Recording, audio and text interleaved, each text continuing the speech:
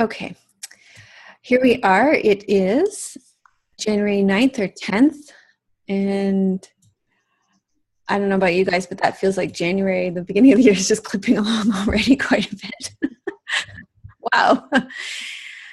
Um, and I said I would do a little short teaching talk on posturing today. This was quite powerful this morning when we did it. When we talk about letting go of tension in our bodies through somatic meditation, what exactly is this tension that we're letting go of? And we've talked about it before in meditation. We talk about how when we release tension from our bodies, we're letting go of ego. Now, many of you are joining us for our book club book right now, The Posture of Meditation by Will Johnson. And in the intro to this book, he has a really fabulous way of describing this process of letting go of ego identification. And I thought that we would go through it because it relates so much to what we're doing here with the somatic meditation. So he talks about this process of posturing. And we had a really great discussion about it this morning. So posturing refers to an attitude of self-image that we self-consciously, so we can either consciously or unconsciously create it, I think. We identify with it and we project. And all of these kind of self-images that we create depend on holding our bodies in different ways to create the desired effect. And by holding our bodies, we create different postures that express different attitudes. And in any kind of posturing, they're going to create tension in our bodies and they create these self-images. So this posturing creates stiffness and tension and an unnatural quality in our body. We tense our muscles, we hold ourselves in different ways to intentionally manufacture a desired persona or self-image. So we can talk about some really obvious posturing. And this morning I talked about one that would be very easy for you to see. You go out on the street and you see, I don't even know like the name to call these people, but people that wear their pants low and then they've got that like swagger and stuff, right? That's a very obvious example of posturing that isn't quite a normal gait, right? And it creates tension and stiffness in the body. It's really unnatural kind of way of holding your body. But we all do it. And so this morning I talked about some of my own versions of posturing and self-images that I've created over my entire lifetime. So one of them that is really deep-rooted for me is this posture of being a hard worker.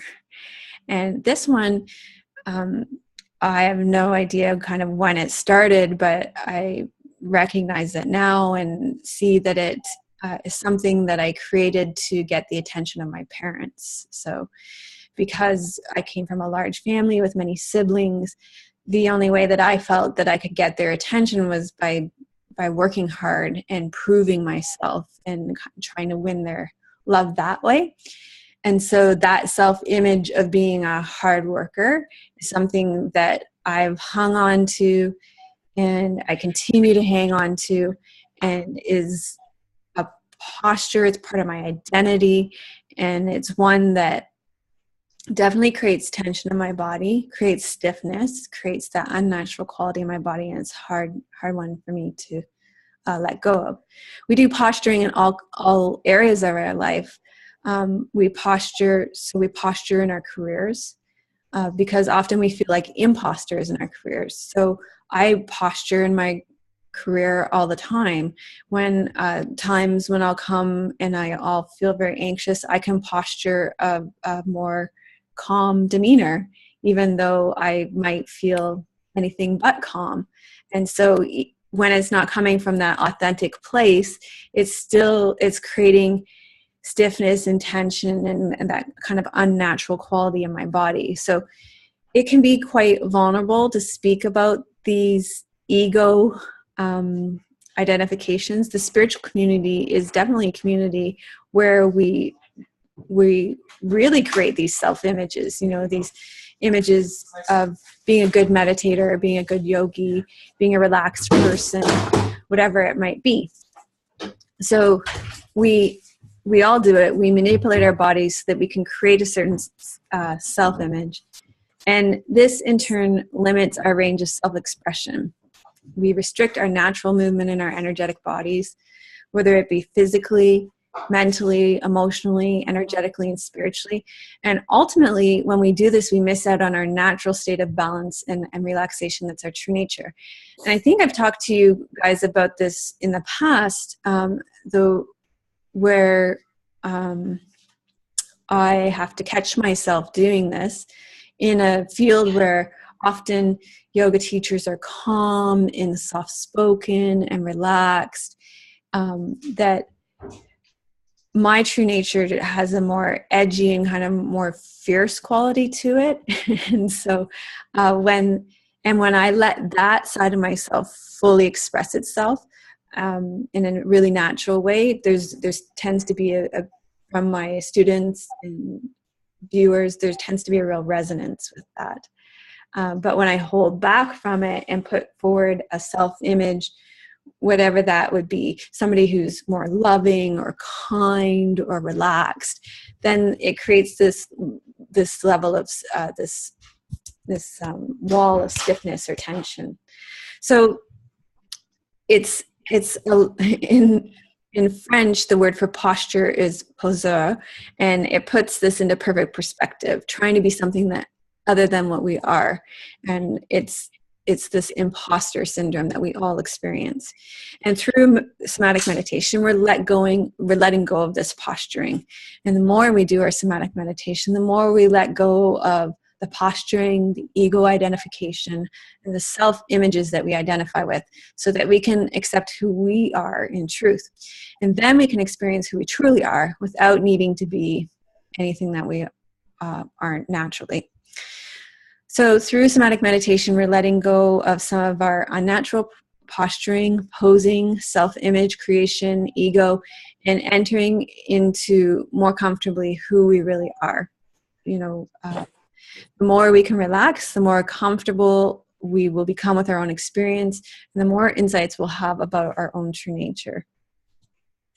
So Will Johnson points out that this stage of meditation is often the most overlooked stage of meditation, and yet it's the most important. So when we don't do this stage, what ends up happening is that, so if we don't do the stage of letting go of posturing or self-image creation, then all we're doing is it's like putting a Band-Aid on a wound, right? The wound's still there.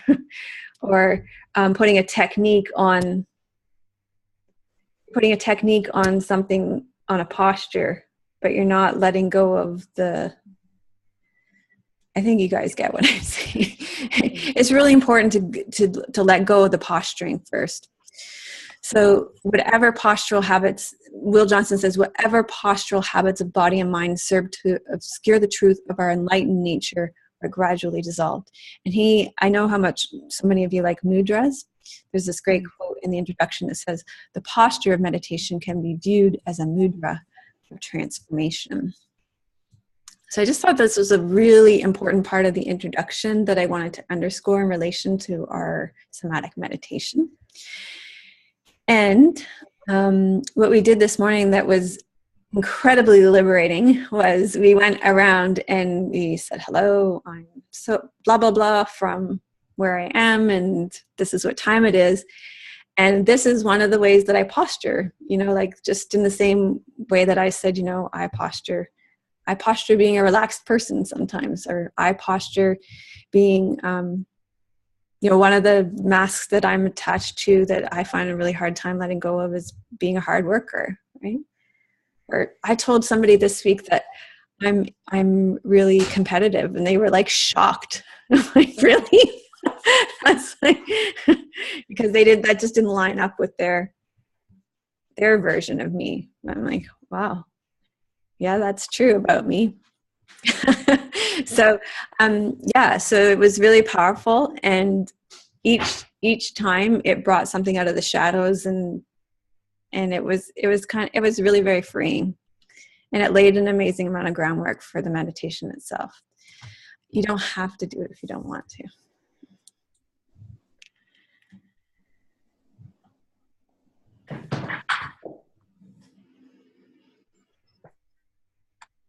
Hi, I'm Anne-Marie, and I'm calling today from Victoria in Australia, and I think it's about, I don't know, 1:45 or something like that. It's early afternoon.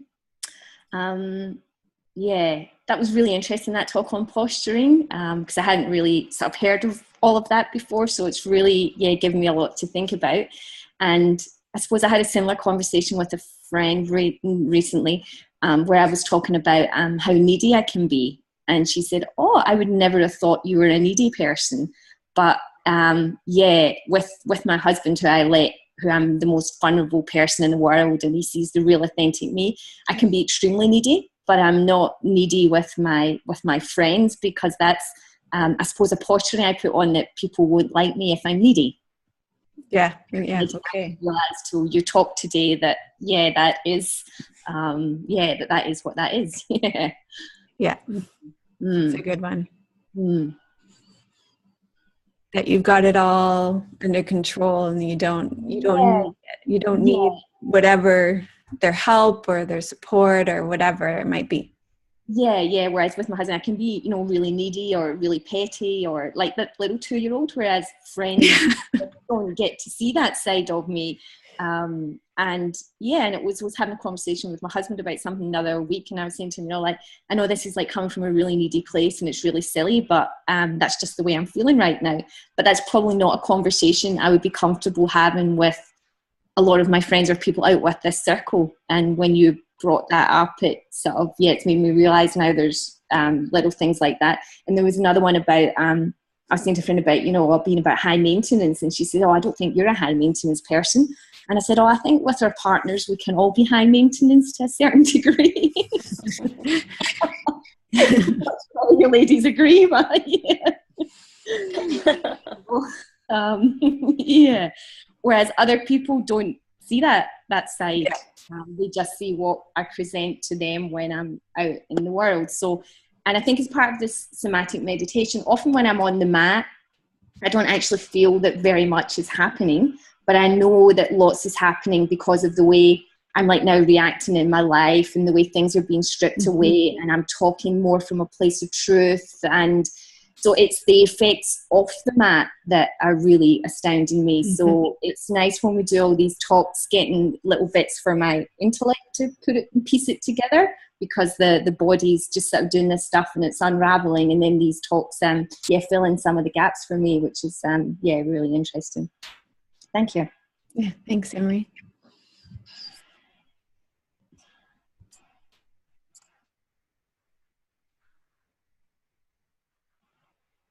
Hi, I'm Nicole. I'm in Maryville, Tennessee. I joke that I'm a recovering Southern Baptist. One of my posturings has been trying to fit in a very conservative upbringing when I don't really necessarily feel it. And I'm still worried about what my church friends will think when they see or hear that I'm a yoga teacher. And I don't really know why, because I stopped going to church a couple of years ago. But still in the back of my mind, I was brought up a certain way. I'm supposed to be a certain way. I'm supposed to act a certain way. And I'm having a hard time letting that go. So, yeah, it's a really great example.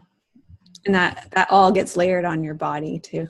Yeah. And I'm joking about the Southern Baptist thing. For me, it was a very harsh way of upbringing. So I don't want to offend anybody. Yeah. So, and that's part of that's part of it too. I'm afraid that I'm going to step on somebody's toes.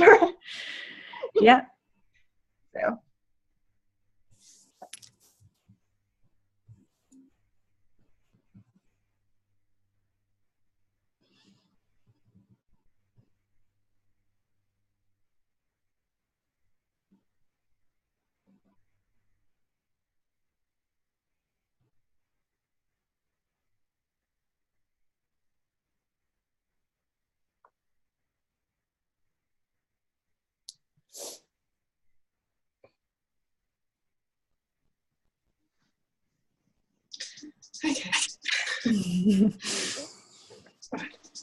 Well, I'm Michelle. I'm from Australia. And maybe one of the ways I posture in life is by playing small around other people.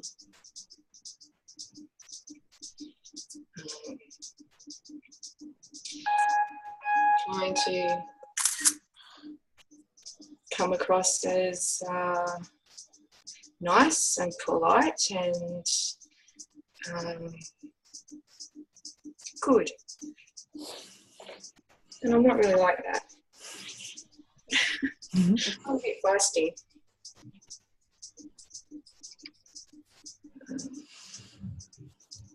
And opinionated. Mm-hmm. I'm a bitch at sometimes. Nice. I get angry. Mm-hmm.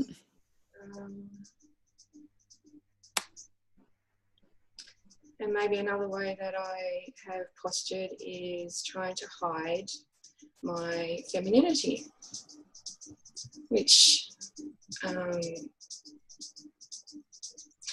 is a way to protect myself out in the world and not bring attention to myself. And I'm finding that I'm less inclined to do that now.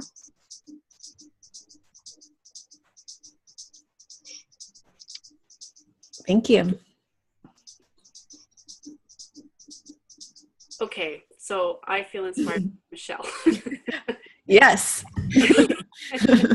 So, I was sitting here, and I think part of even sitting here, I'm posturing because I'm thinking, what am I gonna say? Sounds acceptable in this circle. Yeah.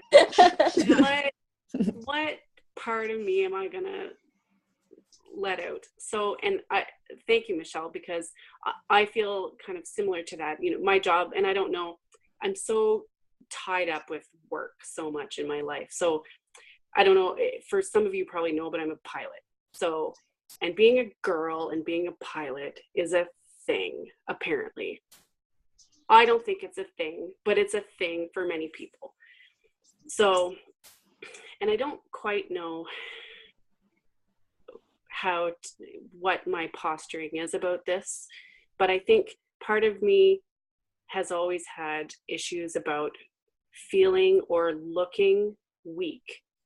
And I think it's a result of being surrounded by, and I hate to say it, but men for so many years. I spent all of my time with men, and they're just as weak as everybody else, but they don't tell anybody. They tell me.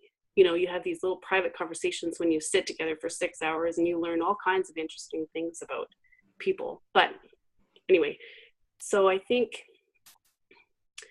I go to work and you're nice and you put your smile on, but like Michelle said, I'm not really nice all the time, right? Like I can be a total bitch, and I'm nice until you need to be not nice. And people are surprised by that. If you need to stand up for something or speak your mind about something, and they're surprised by that because people expect you to be a certain way because they see, your nice smile and you're pleasant and you're easy to get on with until you need to stand up for something. And then people are surprised by that. So I don't know if that's posturing, or I don't know if that fits that definition, but I think you're a bit of a chameleon in my job anyway. Every person you work with is so different, and you have to kind of just find your way to work nicely with somebody for 3 days, and you're all very different personalities. So I think maybe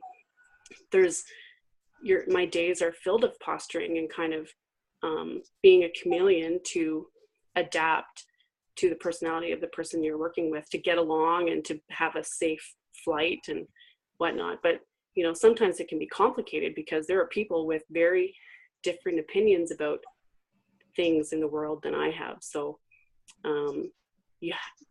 I've had to learn when it's worth the battle. You have to pick your battles. And sometimes you just bite your tongue over stuff that people believe or think that I don't agree with. So you kind of just, I don't know, work your way through those situations. And so anyway, I think that maybe kind of fits into that posturing. But thanks, Michelle, for saying that, because I'm kind of not always that nice either. And people are sometimes surprised by that. So, yeah.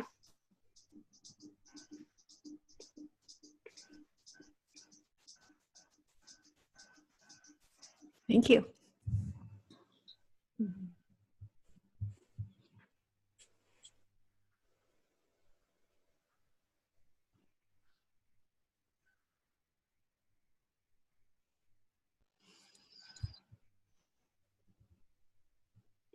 I'm Maria from New Jersey, Harrison. That all fits in with me as well. I mean, you have to put on your work face, where you have to be nice to everybody, and everybody thinks you're really nice until you get mad, and then not so much. But we have a lot. I have a lot of vulnerability when it comes to that.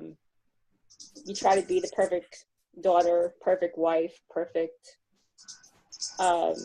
co-worker, when in reality you're putting on a face to when you go out into the world. And I don't think a lot of people actually know who I am until you actually, talk to them. I mean, and they still don't know who I am. I mean, a lot of people think she's so nice, so she's so, put together, when in reality you're not. I feel like I'm not all that perfect and all that put together, or I have a lot of vulnerability when it comes to other people, how they feel about me or how they think or how I am. I guess I put on a face to the outside world, when inside I feel very vulnerable.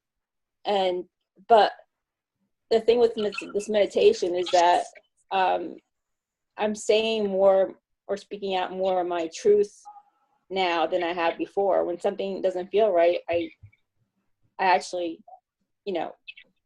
say something instead of keeping it in and putting on a smile and moving forward. So layers of the posture, I guess that would be it.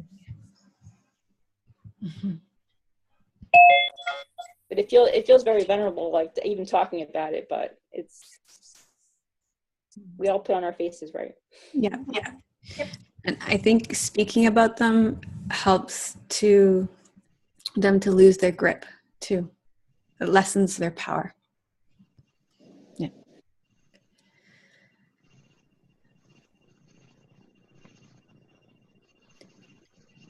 Annette, did you want to speak yours before we go to meditation? I think I'm feeling like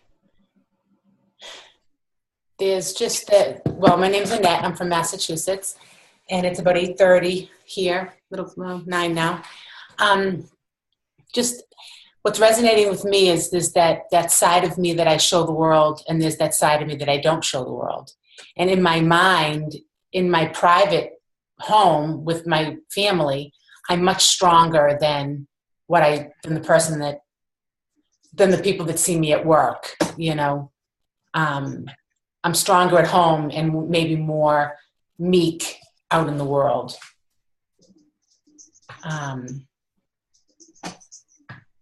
And quite frankly, I get a little annoyed by that, because I'm not always being completely authentic. Mm-hmm. Not like that I'm not being real, just not being completely myself at times.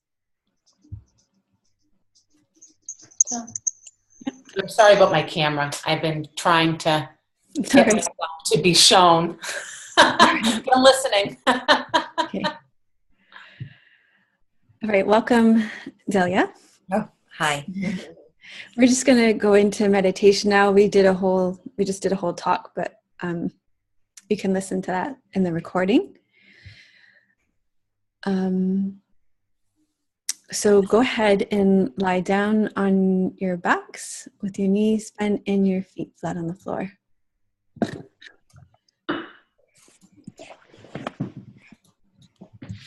So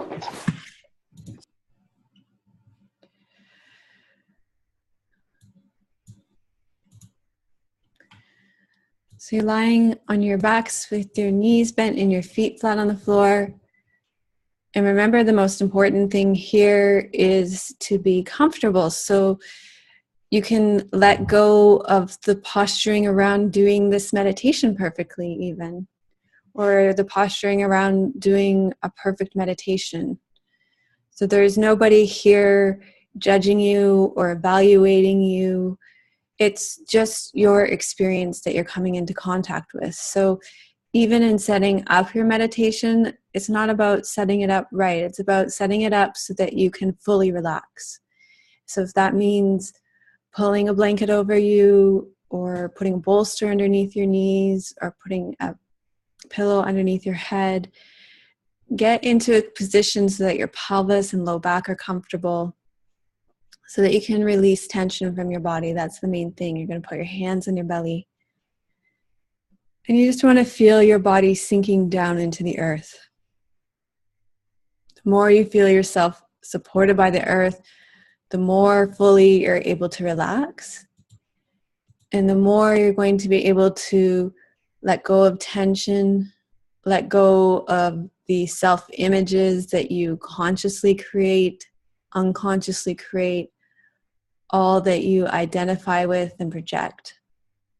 So we're letting go of holding on to our bodies, letting go of holding on to our bodies so that we can express this kind of posturing.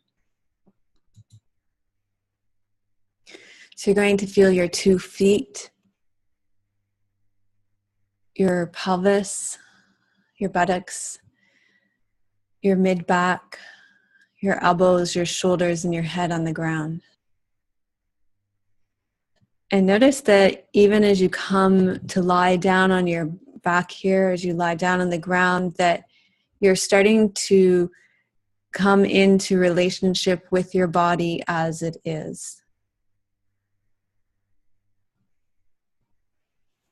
That your body begins to respond, your body begins to relax, and your body starts to let go of this posturing, let go of the kind of projection of image that happens in your day-to-day life. And that you do have permission as you lie here to let go. That you don't have to put on those masks that you do in your daily life.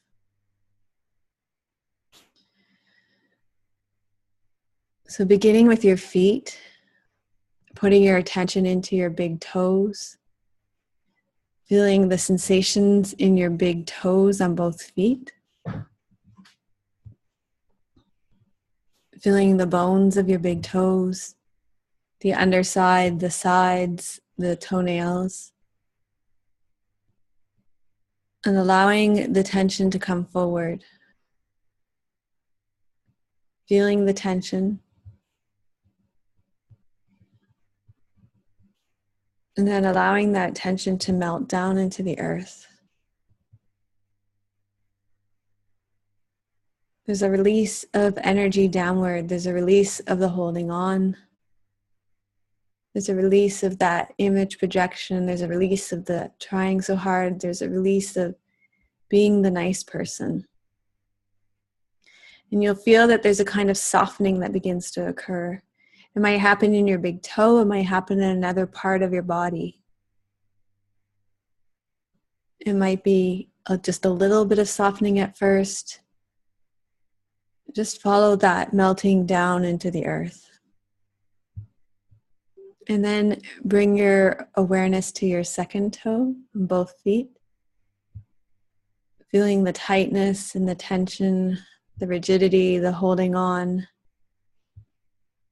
the posturing, the projection, the trying so hard, the trying to do it right, the trying to do it perfectly. And feel the tension that creates, even right down to the smallest layers of your body, even right down to your toes.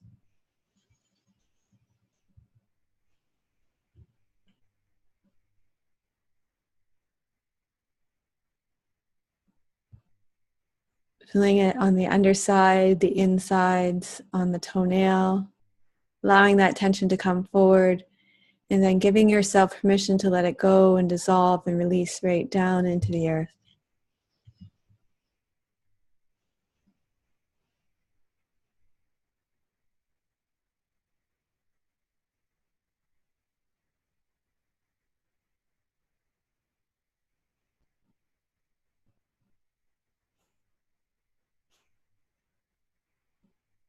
And then coming to your third toes on both feet, feeling the tightness, feeling the tension, feeling the holding on,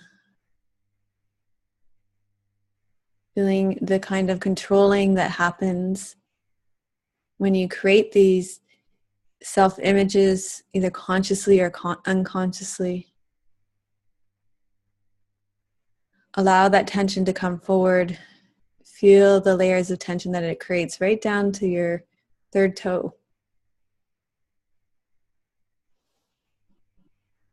And then give that, your third toe, permission to release, dissolve, let go into the earth.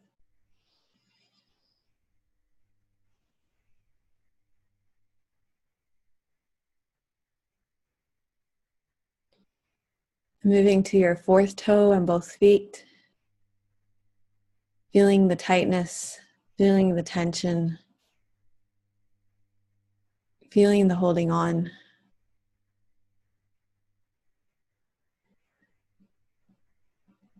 Feeling how your whole body is actually riddled with tension.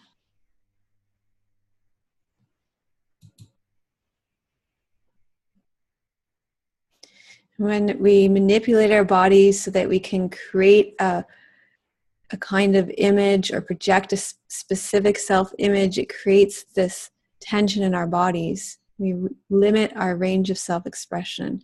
You can feel this right down to your fourth toe here. So allow that tension to come forward. Feel that tension. Feel its transformation and release down into the earth. And then coming into your baby toe, feeling the tightness and pulling back through your baby toe.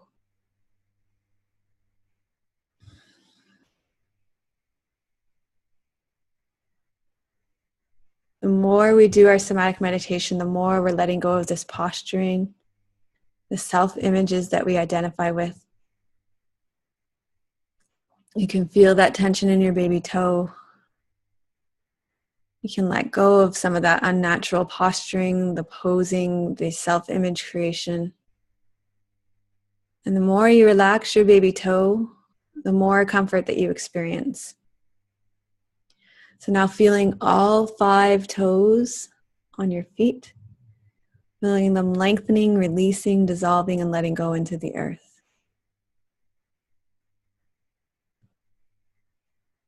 And then coming into the ball of your feet behind your toes, feeling the tension behind your toes, feeling the density and the mass in this part of your feet.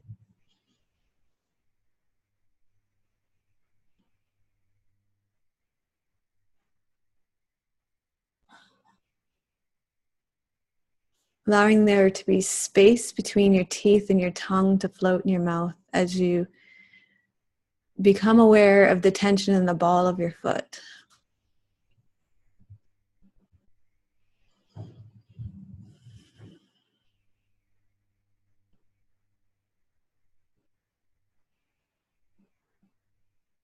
And then slowly allow that tension to dissolve down and release down into the earth.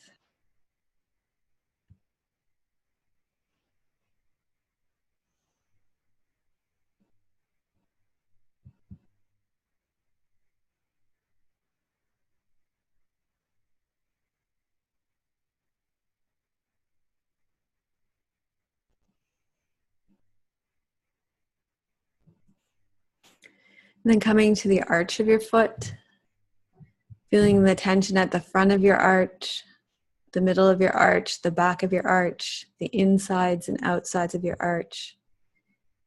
Feeling the holding on.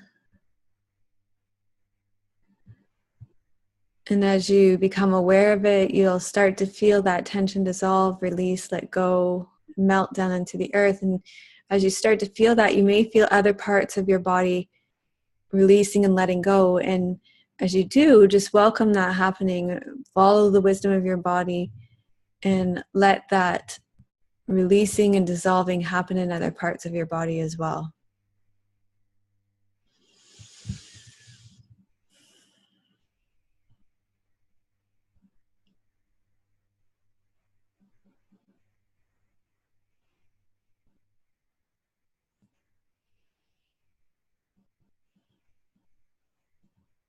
Coming into your heel,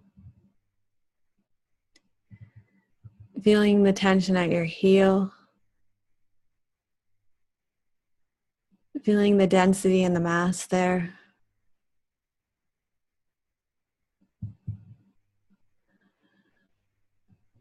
And then allowing that tension to release, dissolve, melt into the earth.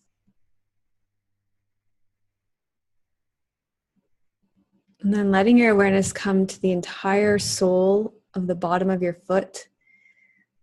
Feeling any remaining tension through the sole of the bottom of your foot. Following that tension down into the earth. And noticing where else in your body is letting go as you follow that tension down. Maybe through your lower legs, maybe in your pelvis.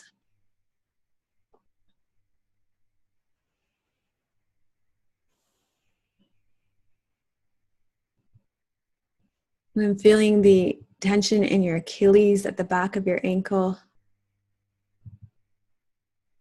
Feeling that band of tension around the back of your heel. And just letting that dissolve, knowing that you don't have to hang on anymore.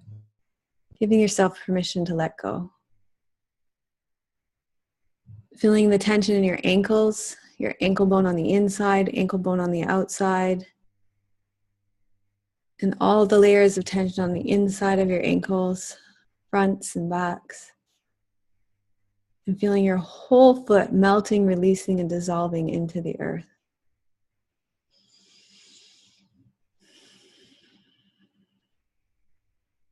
And then moving up into your lower leg, feeling the shin bones, feeling the tightness and tension in your shin bones. And allowing that tension to release, melt, and dissolve down through your shin bones, through your feet, and into the earth. And then coming to your calf muscles at the back, feeling that tightness, feeling the density.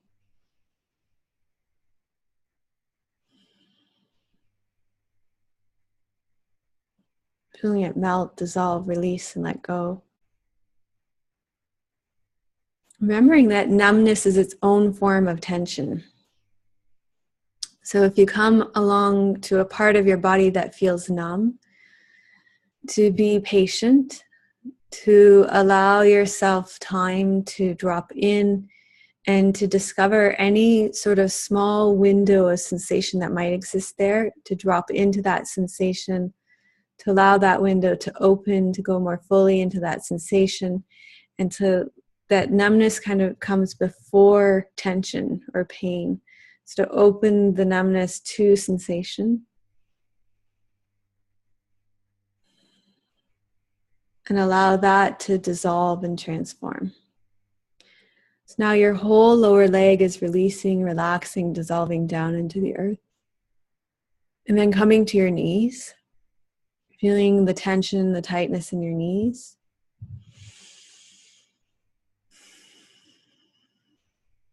Behind the kneecaps.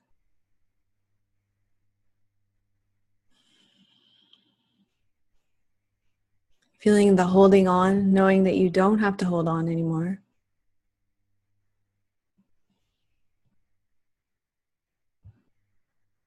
Feeling the tension on the insides of the knees and the outsides of the knees. Letting your whole lower leg just relax, release, and let go.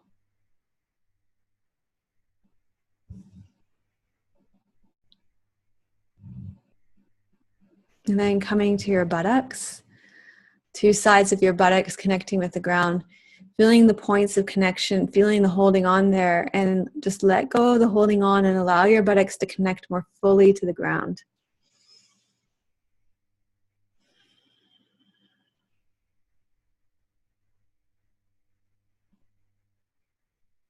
Allow them to soften and release and connect more fully to the ground.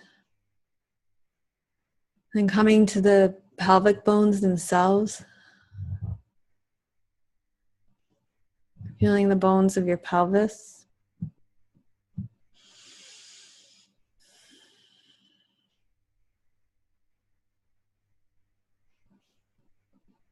Allowing them to soften and melt, paying particular attention to your pubic bone, allowing the tension in your pubic bone to come forward, your tailbone at the back, and then coming right into your pelvic floor. So the figure 8 of muscles, that sling of muscles that run around your genitals, your anus, your perineum, feeling the tension and the holding on there, and allowing that part of your body to soften, release, and let go. And then become aware of the holding along your abdominal wall, your lower abdominal wall. And allow your abdominal wall to release and relax all the way along the outsides of your hips as well.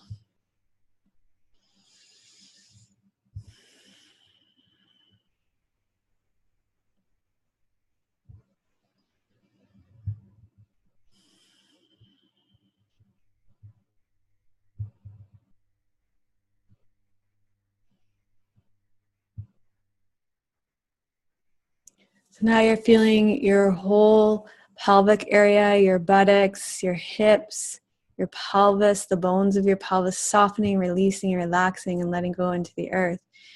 And then we can come back to your legs, your upper legs, your thighs, your thigh bones, your hamstrings. Feel any tightness in these areas, particularly the bones, the upper leg bones, right up to the femur bones, allowing them to soften, release, and let go. And coming into your inner thighs as well, right up into the psoas.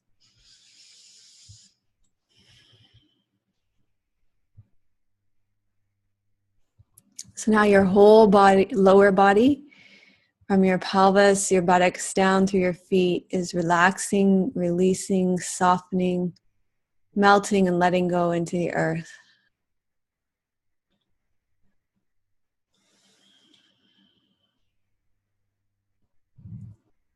And then come to your mid-back, opposite the lower part of your breastbone. Feel where your lower ribs connect to the earth.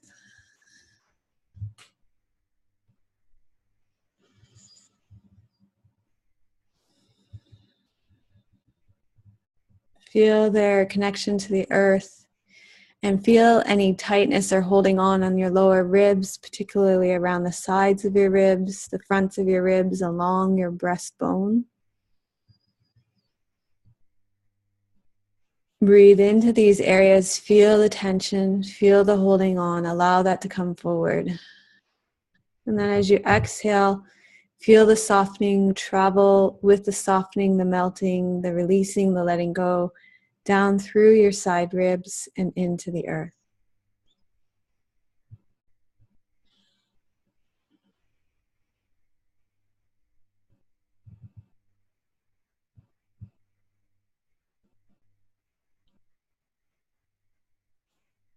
And then come to your shoulder blades at your upper back. Feeling your shoulder blades resting on the ground, feeling their connection to the ground, or feeling how they're lifted off the ground. Allow them to settle into the ground more, increase their connection to the ground without efforting in any way. Just allow gravity to take the weight of your shoulder blades on the ground. And then feel around for tension in and around behind the shoulder blades, but also up through the layers of your upper back, up into your upper chest, along your collarbones, along your upper ribs, right up to the very top of your breastbone. So feeling for where the attention exists for you up through the layers of your upper back region behind your shoulder blades. And allowing that tension to come forward. Following it either along your breastbone, out along your collarbones, and allowing it to dissolve down through the layers of your upper back, through your shoulder blades and into the earth.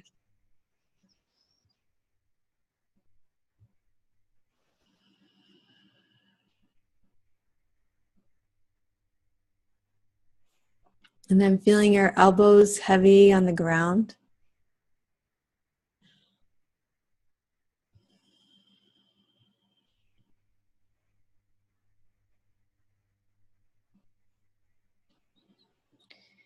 And coming back into your shoulders, this time at the top of your upper arm bones, feeling all the tension there, feeling all the holding on, the tremendous amount of burden that you carry there, the burden to be perfect, the burden to be nice, the burden to be strong, whatever the burden of posturing that you have, the burden of the self-image that you carry. Feeling it in your shoulders, feeling the tension that that creates, and just let that melt and dissolve down through your upper arms, right down through your elbows and into the earth. So this tension can melt down right into the earth. You don't have to hold on to it anymore. You don't have to hold on to the stiffness that it creates, the unnatural quality in your body. You don't have to manufacture this desired persona or self-image anymore. It can just slide down through your upper arms, through your elbows, and into the earth. You don't have to manipulate your body to create or project a specific self-image.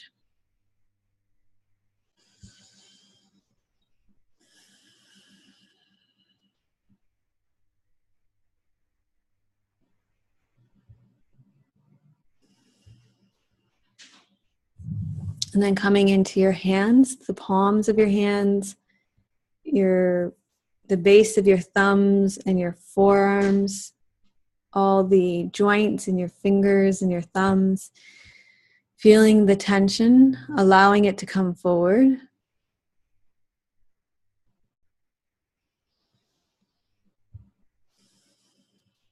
And then letting that dissolve down through your forearms, through your elbows and into the earth.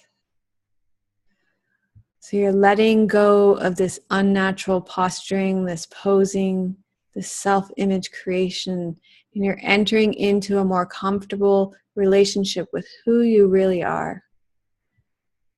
The more you relax, the more you'll experience insights into your true nature. So now your whole body is relaxing. And you're coming into your head, feeling your head resting on the ground. Feeling the tension in your brain from thinking about the way things should be. Allow that tension to come forward, feeling the tension at the temples, around your eyebrows, your forehead, your jaw, your teeth, your mouth. All the tension from putting on the happy face. So you can let all of that go and just let all the masks go, dissolve, release, melt down into the earth, through the back of your head and into the ground.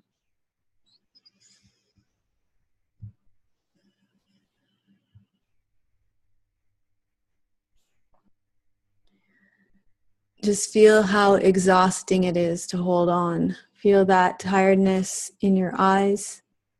Allow that fatigue to come forward. And you can let go of that burden of fatigue as well.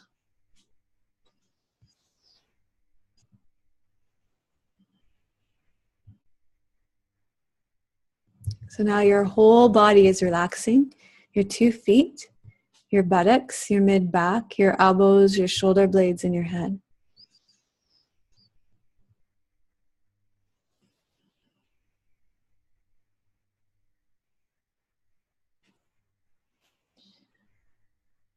And just feel what it feels like to be in your body without needing to follow any technique. Notice what it feels like in your body physically. Notice the quality of your mind. Notice how you feel energetically and emotionally.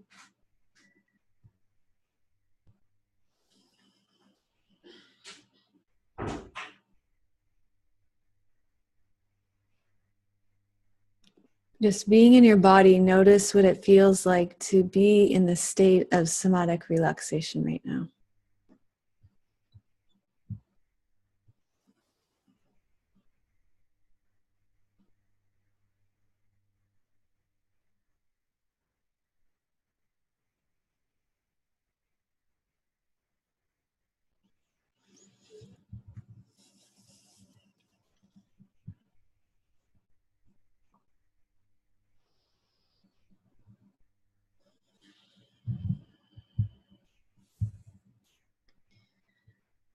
And then when you feel ready, you can make your way back up to seated.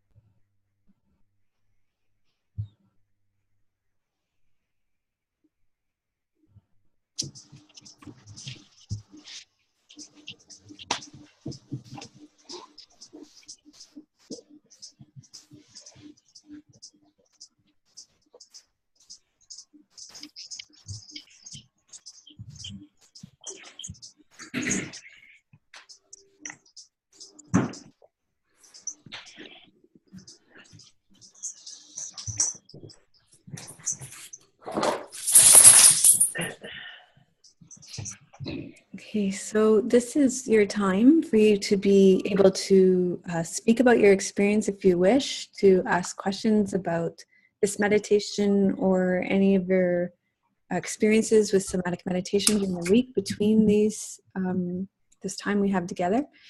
And as always, listening is just as valuable an experience. So I open the floor to you.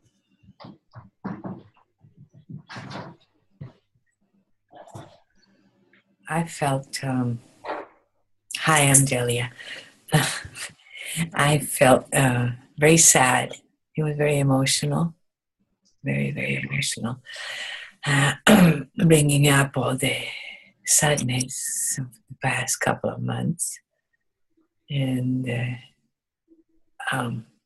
trying to being always present there for others that are ill and positive and encouraging, and that's extremely difficult when you're a caretaker. And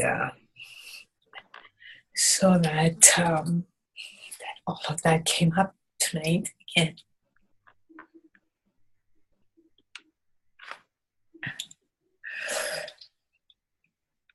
So it's good in a way that it comes out and I can see it happening. But it's still the sadness and the fear is there. But that brings me to more meditation and more yoga practices in order to deal with that. Mm-hmm. It's a really an amazing thing that you're doing as a caregiver, to take the time for yourself. Yeah. Mm-hmm. Because in many ways it would be easier to kind of push through and just soldier on with the caregiving. But what you're doing is so necessary and requires a lot more courage. So I really admire that you are giving yourself the gift of self-care, of coming to the practice. And as hard as it is, giving yourself space to be present for what's true for you too. Mm-hmm. Thank you.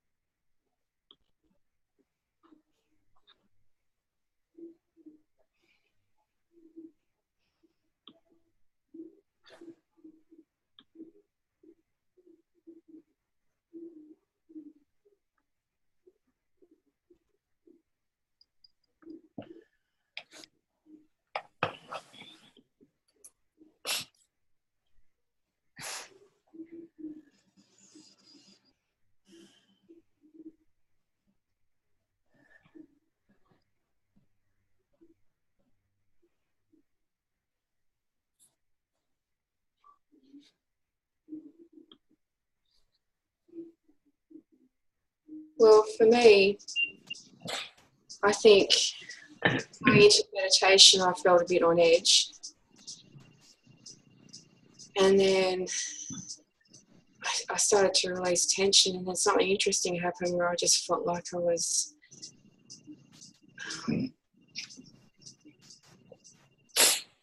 just on fire. I don't know, not like literally on fire, like hot or anything, just like I'm awake.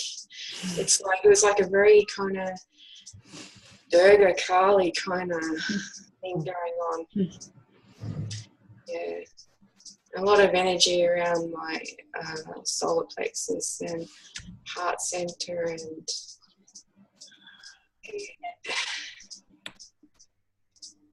yeah, just a very strong kind of I'm gonna kick some butt kind of energy. I don't know what that is.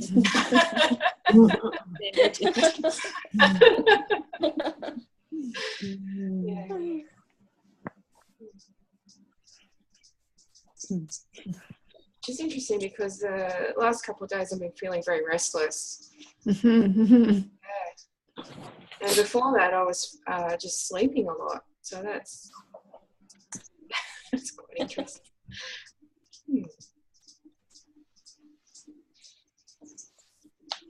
I guess I kind of have a question. Mm-hmm. I guess I feel a lot of resistance to let go of this, and a lot of kind of reluctance, because I feel like sometimes some of it is necessary just to survive Absolutely the world. So I guess my question is, what do you let go of and what do you not let go of? I guess I don't know the difference. Okay, so this is a good question. I think so. I almost brought this up after you were speaking about the way that your posturing serves you in the world, because absolutely, if we didn't posture to a certain extent, we would have absolute chaos in the world, right? Yeah. So there needs to be some level of posturing going on. Otherwise, it would be like, okay, so we'll go to the example of the way we socialize toddlers, right? Otherwise, it would be like toddlers who, like, I'm thinking about Nicole and her grandson right now. If you were not like socializing that little boy, he would just be running amok, and then he would be grown up running amok, right? To a certain degree, we need to be socialized as human beings in order for us to get along and for society to exist and run in an orderly fashion, right? Mm-hmm. Yes. At the same time, you can trust your body that you can, that you can let go of tension in your body, that your body is going to, let me ask you a question. Was there something in particular that came up that you felt like, well, if I let go of this, then all hell's going to break loose in my life? I guess I kind of feel like maybe I don't know which parts of me are the real bits and which parts of me are the posturing bits sometimes. So I think there's a little bit of maybe there's some discovery that needs to happen, I think, there. I can understand that. I think the more you do this meditation, the more the layers get peeled away. Right. And actually the more the truth, the truth becomes more clear. Right. And you can trust that. Does anybody want to share a story from their own experience that might illustrate that right now in relation to this meditation? I have one if there's not one on the tips of your tongues that I shared after Christmas that I could share again.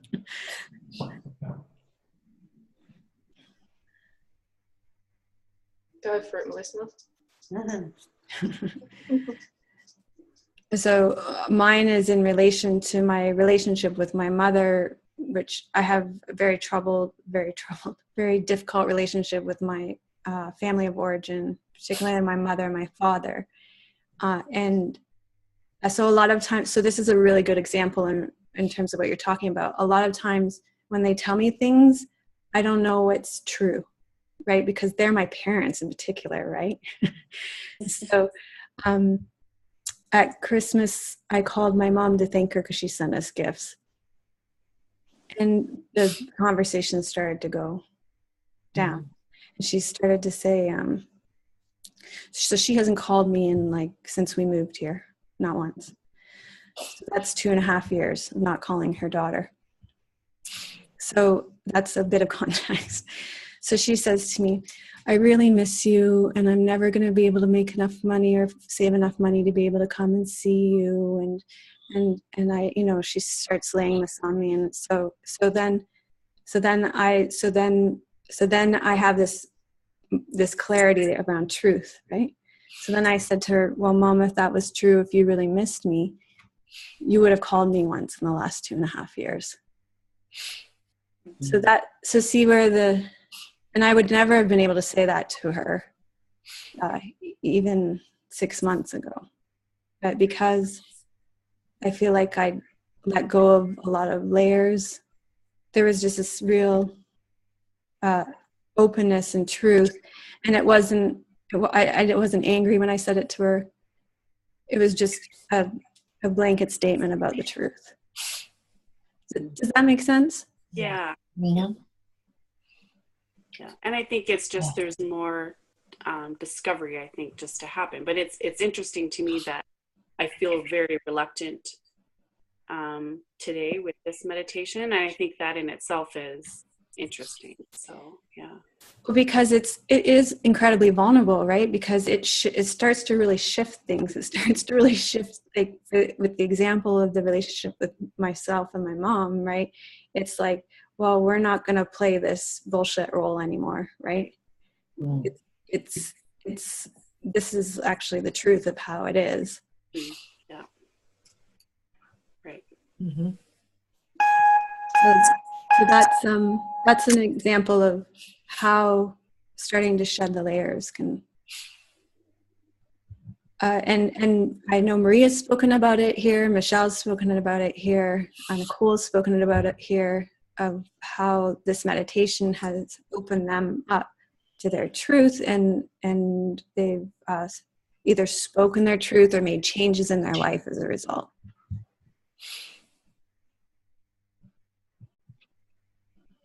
I mean, you let go of things that I'm not very much up to speaking out for myself. And now I find myself, even at work last month, something happened and I would have been quiet before and not saying, not spoken, not gone against what he was telling me. But I said, no, I'm not going to accept this anymore. You have to change this because it's not acceptable to me. And if you don't like it, then I can't work here. Where before I would have just been quiet and not saying anything and just put up with whatever was going on. behavior wise. And now I won't put up with things that I don't feel are acceptable to me at this time in my life. I mean, that's different. Where I'm not, I don't speak out, and I'll be quiet, and I'll put up with things that sometimes they're not, acceptable, but I'll put up with it anyway. But now I won't, and that's different. That's very different. Yeah.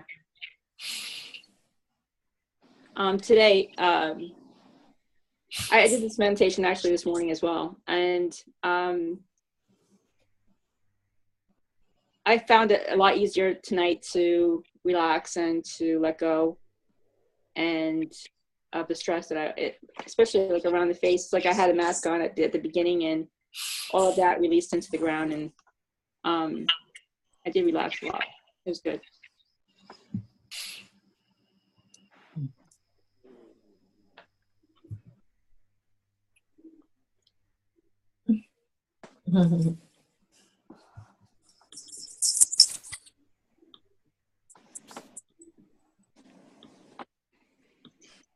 I'd like to just add something to what Melissa and Maria were saying.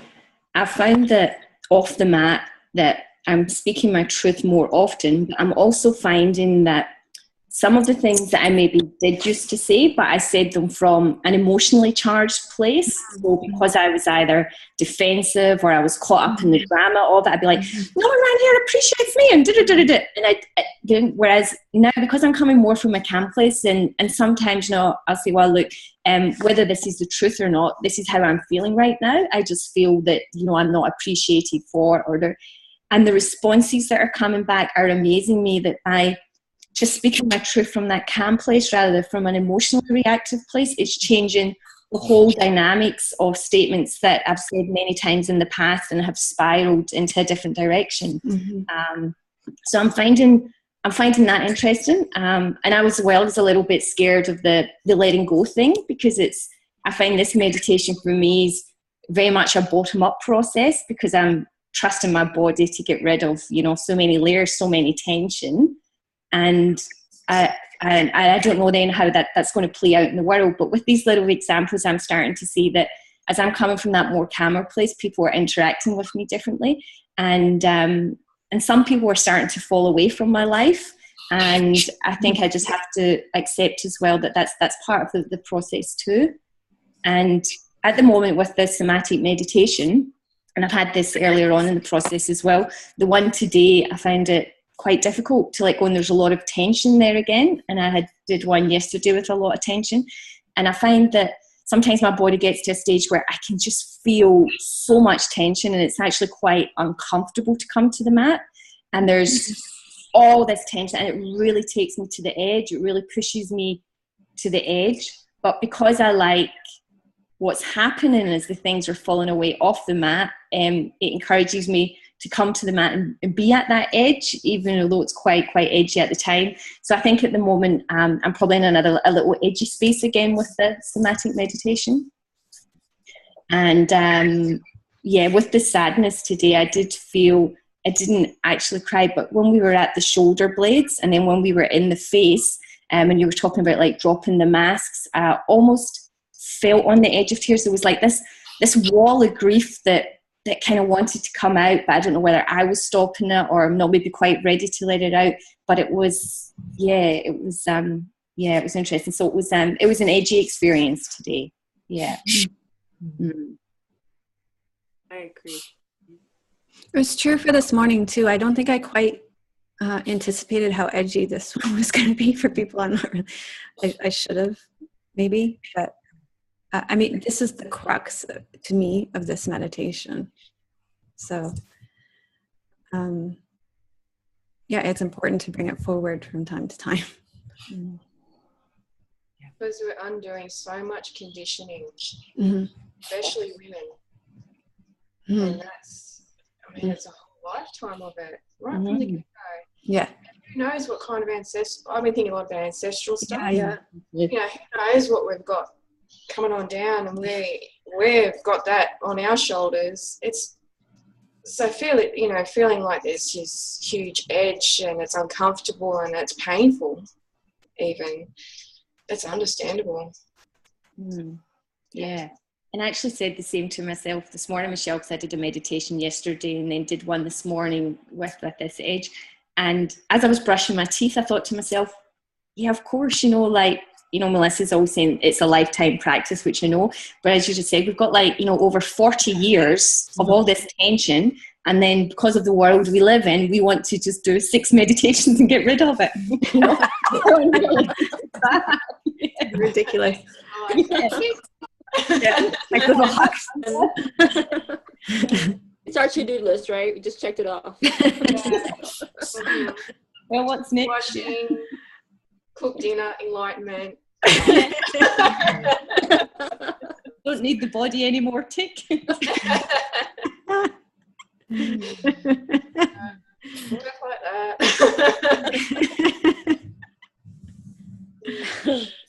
Oh boy. For me is really very interesting because I feel like I need to go and kind of really think about this after, because I think I'm not even sure which parts that I'm posturing and which parts are the real parts, because it's so practiced. And I feel like you have these little chunks of your life where you're, I come here and I want to be a yogi and I go to work. I need to be, don't treat me like a girl, and I go, out in the world and people find out what you do and they have a reaction to that, which is innocent usually, but, so you have to handle that with grace, which is not what's inside of my head and not what I want to say sometimes. Mm-hmm. And so I feel like, am I a weak person pretending to be strong, or am I a strong person pretending to be weak when I need it? Or I think it's a very complex concept. And like Michelle said, certainly as women, I think there's an extra layer of complexity because of expectations in the world of you. And I think of societal differences, even in different countries, like we're fortunate because we live, in modern societies, I guess you could call it that, there's still lots of issues, but anyway, I think it's just, for me, this has been a very complex meditation. So, yeah. One practice that I've been almost challenging myself with is seeing how much I can expose my real self to the world, to people, to you. It's an interesting practice. So, for example, yesterday, I was just feeling underappreciated. I was feeling underappreciated. And I'd worked really hard all week and I was tired and worn out. And then I did a lot of work for the membership community. And I said, you know what, guys, I just really need some appreciation right now. I did all this work and I really need some appreciation. And that was like a really real, that was a really real thing to do. It wasn't like, you know what I'm saying? It was a very vulnerable thing to do. Say, I did all this work. I'm feeling, because to me, it's like, I felt like, oh, what do you mean you're feeling underappreciated? You get hundreds of emails every day, people telling you how much they appreciate you and blah, blah, blah, blah, blah. And I'm like, but I just needed to feel appreciated for this task right now, right? And so I just asked for it, and a lot of people did appreciate me for it. I got what I asked for. So I'm just playing with that practice in little, and today, right? Or the other night when I was out with our nature explorers, and they were having a quiz, and so I just experimented with I thought, well, I better put this on the table because I know my personality. I'm I'm gonna win this whole thing because that's how it's gonna go down, right? So I told the leader of our group, you know, I'm really competitive, so I'm gonna win this. And he was shocked by that, right? But that's the part of me that I don't want anybody to know about, right? So just putting these little parts of me on the table that I try and keep hidden. And guess what? The earth didn't fall apart, didn't shatter. You know, Jane's still my friend. Nobody thought less of me because I asked for appreciation. You know, like mostly, I mean, it's just been an interesting practice. It opens up my humanness more. Right? Yeah. Definitely. We don't want to be vulnerable, or have the world say, you know, we're not perfect or we're not a certain way. So that vulnerability kind of makes us, you know, feel underappreciated or under, not that, you know, we don't feel good about ourselves or whatever. But that's a good practice, actually. That was really good. It's an interesting one to put yourselves out there. Just check out when you notice that part that you don't want. You're like, I can feel that, whatever it is. Oh, I can feel the bitch coming to the foreground, right? So, like another one that, like, you know, like I'm quite fierce, and one thing that I've noticed, like, man, I'd like to be like Michelle Abercrombie Rivera. You guys know her? God, she's so nice. Oh, and her heart is so, like, I'd like to be like her, but you know what? I'm not. It's not me, right? So, but I think that also running a big community like this takes somebody who will be like, no, this is the rules, this is the way it is. It kind of takes somebody who's a little bit more like, and I'm starting to recognize that those strengths have their place too. Right? So it's okay that I can be a drill sergeant. Right? Even though that's like, that doesn't align at all with yoga teacher. Right? No, those two things shouldn't go together. No, you're supposed to be all nice and, you know. I'm supposed to be like Michelle. Yeah. Yeah. So it's just interesting recognizing those parts of myself and starting to embrace them, to accept them.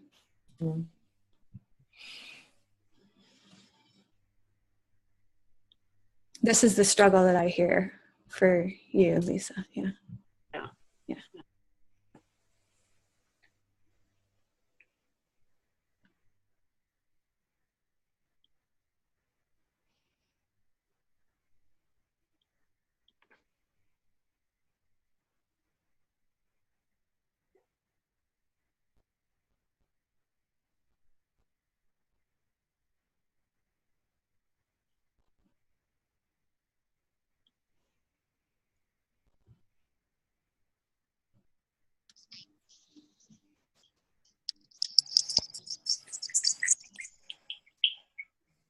Kind of giggling about the femininity thing, the vulnerability of being a woman. And I was taught growing up how to act like a lady, dress a certain way, put your lipstick on even before you go out to the mailbox. After 2 abusive relationships back to back, going through my divorce, I kind of just rebelled against being a woman completely. Jeans, t-shirts, whatever, never wore makeup.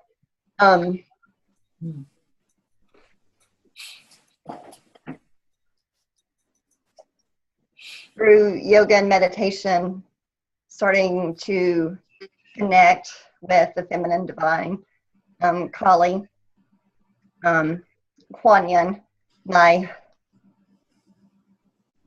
biggest inspirations, I suppose. And then having little nudges from Melissa to start doing things to start getting in touch with my femininity again. I have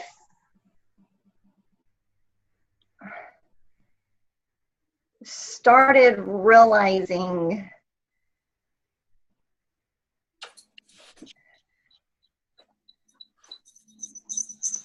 that I wanted to give the appearance of having it all together and being able to hold it all together, but that most people could really see through me anyway. So what was all that tough act about anyway? So when I started letting that go and allowing a little bit more of a gentleness in, my attitude started changing. People's attitude around me started changing. People come and go, and I'm noticing that now too. I'm noticing a different shift. Friends coming in, friends going out. That's just the way it is. Some people stuck around as long as I was acting the way they needed me to act or expected me to act. Now it's kind of like you're doing me a favor by walking away. It's getting easier. It used to really hurt my feelings, but it's starting to get easier. I'm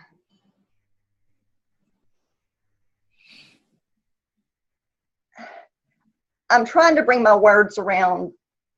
What you said, Lisa, about am I weak being pretending to be strong, or am I strong pretending to be weak? I say both for me, depending on what scenario I'm in. I think that it takes a lot of courage for me to come to this practice. I was met with resistance tonight and tears, and I don't know if they were my own tears even. I don't know where they came from, because I wasn't expecting them. I don't feel really sad. As soon as the tears started showing up, I'm just like, okay, you're here. I'm going to accept you. I recognize the resistance. Usually if I am met with resistance, I know that something is about to shift. And that's just one thing that I have learned through yoga and meditation, and Melissa's been a wonderful help with me regarding that.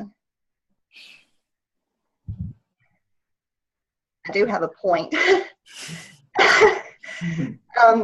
It's kind of for me, a lot of it is letting it go and just not stressing over it. I worry and I stress over everything.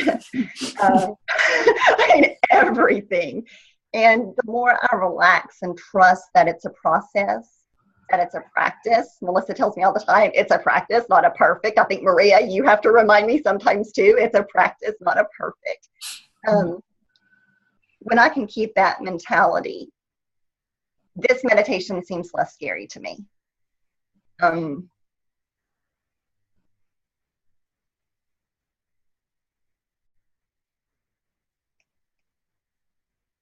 edgy. Yeah, I feel the edge tonight too. Of course, we're approaching a full moon, so I taking that into consideration. PMS, there's all sorts of things. My ex-husband forgot again to leave a child support check. So one thing that I never would have done 2 years ago, 3-4 years ago, even when we were married, I never would have heard a song come on the radio that had something. The line was, let me show my ex how I feel, or something, and my middle finger shot up. I'm like, let me show my ex how I feel. I'm like, whoa, did I just do that? And I was just, okay, I did. That was unladylike, and it was unexpected, but it's exactly the way I felt. So I think just little things here and there, I catch myself off guard. And my daughter was with me. I think I kind of caught her off guard too. Especially when earlier tonight I said, Kimberly, what's your language? So it's interesting to watch, looking back, where I can see where it's all started to unfold. And I have no idea where it's all going to lead me, but it's going to be big. I believe it now. Or when I first started all this, I had about that much faith. So in myself, I mean, that's just in myself, let alone the big picture. So for the rest of the night, I'm just going to let myself feel whatever comes up, because I feel like it's not finished yet. Whatever started here, laying here, it's not finished yet, but I'm not going to dwell on it. I'm just going to let it naturally come up and release. And I may end up throwing something, I don't know, but I'm just going to let it be. Whatever breaks, right?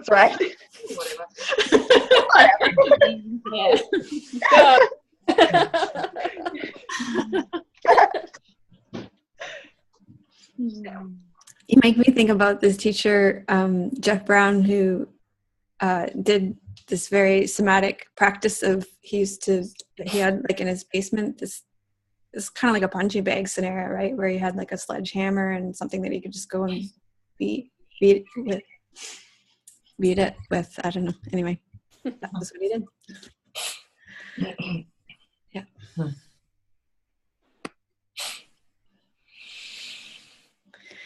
Well, I want to thank all of you. Annette, I just wanted to check in with you. Did you want to speak again? No, I'm taking it all in. For me, it's been interesting. I think it's really fear for me sometimes. Mm-hmm. It's just about fear, being afraid of what people will think, afraid of myself, afraid if I let the cap off, what'll happen, Mm-hmm. So, but this is all very helpful. But yeah, thanks. Yeah. I'm still here listening. Yeah. Yeah, and I think ultimately we can trust ourselves, that we can trust ourselves, right? That if you let the cap off, that you're not going to be this person that's going to run amok, right? Mm-hmm. The world is still going to be safe. Mm-hmm. So thank you all so much for joining us tonight and for your contribution and your openness and your honesty. I think it was an amazing discussion and a great practice. So I'll see you on the forum, and I'll see you next week. And if this feels like it's still kind of unfolding and you need to check in, I'm always here for you too. Okay. Thank you. Thank you. Thank you. Bye. Thank you. Bye. Bye.